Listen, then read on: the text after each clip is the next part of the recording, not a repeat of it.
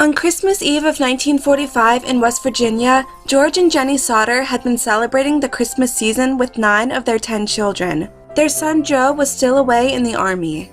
As it got late, George went to bed, followed shortly by his sons, John, 23 years old, and George Jr., 16.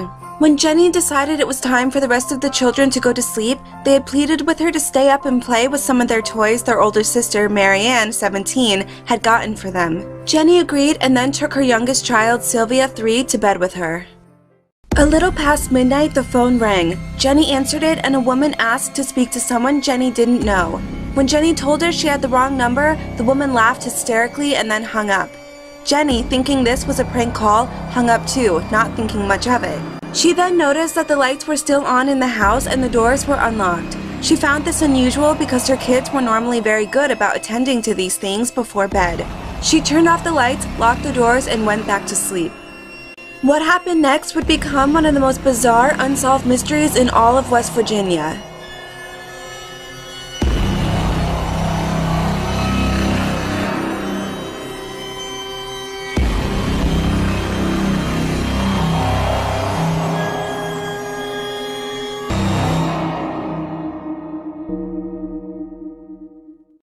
Jenny had barely fallen back asleep when she heard a thump on the roof followed by the sound of something rolling.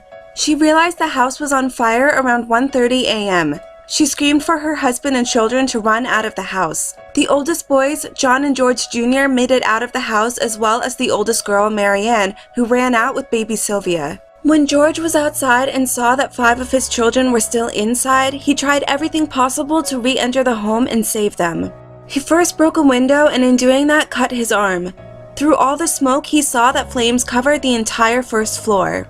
He then ran into a rain barrel to get buckets of water to try to extinguish the fire, but to his dismay, found the water to be frozen solid in the cold winter. Thinking quickly, he ran to where he always kept his ladder, but it had mysteriously vanished. He attempted and failed to climb the house by hand. In one last attempt, he and his sons thought to pull their work trucks up to the house to climb on them to get inside the top floor. Their terrible luck continued when they found that the trucks would not start due to the cold weather. In the meantime, Marianne had to run to a neighbor's house to call the fire department.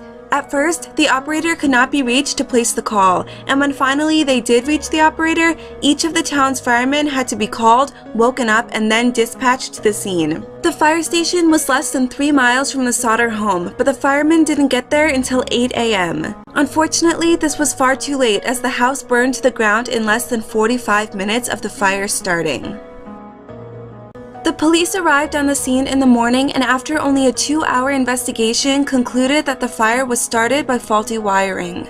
George insisted that couldn't be the case because he had just gotten the wiring redone not too long ago, and plus, the lights had stayed on for a time after the fire had started. The reports at the time claimed that there had been no remains whatsoever found in the ashen rubble. No bones, no scraps of clothing, nothing. However, it was ruled by the coroner's jury that the 5 missing Sodder children had died in the fire. A few days after the fire, George Sodder plowed over what was left of his home and planted flowers there in memory of his children, although the fire marshal advised against doing so. Despite the floral memorial, George and Jenny believed that their children had been kidnapped and that the fire was intentionally set to cover the crime scene, and there were witnesses and rumors that supported that belief.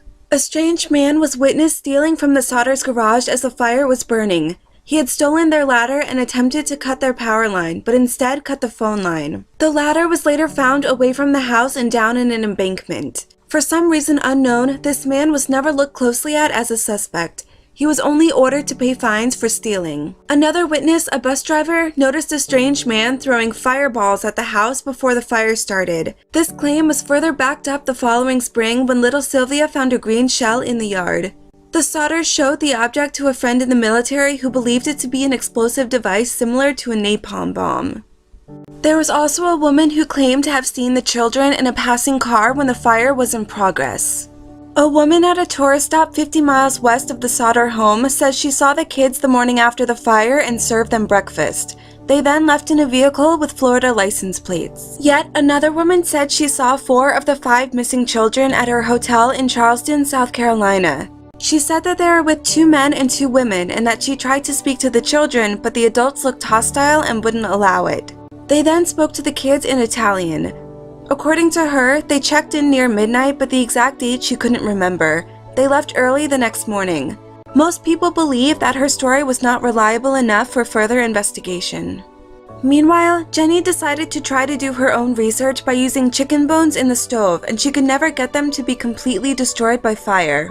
Her and George's belief was strengthened more when another local home was burned to the ground and 7 skeletons were found in the debris.